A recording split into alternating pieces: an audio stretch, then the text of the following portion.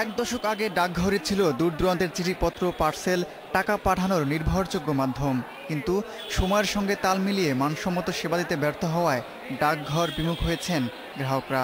পারিবারিক সঞ্চয়টা যেটা করেছি ওটারই আমরা ইনভেস্টটা তুলতে আসি। এখানে আমার একটা ডিপিএস আছে, সেই ডিপিএসটা ম্যাচিউর হয়েছে, সেটা ভাঙানোর জন্য আসছি। আগে আসতাম আমার বাবা টাকা পাঠাতে এখান থেকে, পড়াশোনা করতাম তখন টাকা পাঠাতে এখান থেকে মানি অর্ডারে।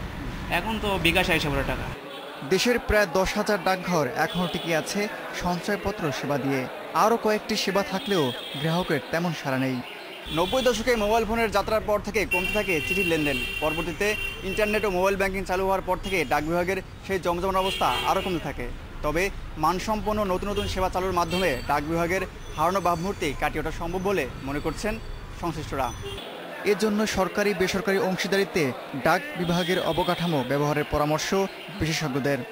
সেন্টারগুলো জনগণের দোরগোড়ায় সেবা পৌঁছানোর জন্য অনলাইনে যে সমস্ত কাজগুলো হচ্ছে সেইটার একটা ডিজিটাল সেন্টার হতে পারে এবং সেখানে পাবলিক প্রাইভেট পার্টনারশিপ হতে পারে। প্রাইভেট কোম্পানিগুলো সরকারের এই অবকাঠামো ব্যবহার করে সার্ভিস দিতে পারে। লোকসান কাটাতে সব ডাকঘরকে নেওয়া হচ্ছে ই কমার্সের আওতায়।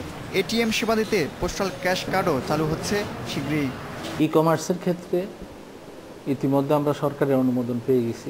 আশা করি ডিসেম্বর মাসের মধ্যেই আমরা এই সার্ভিসটা আনুষ্ঠানিকভাবে অন্তত ঢাকা শহরে শুরু করব।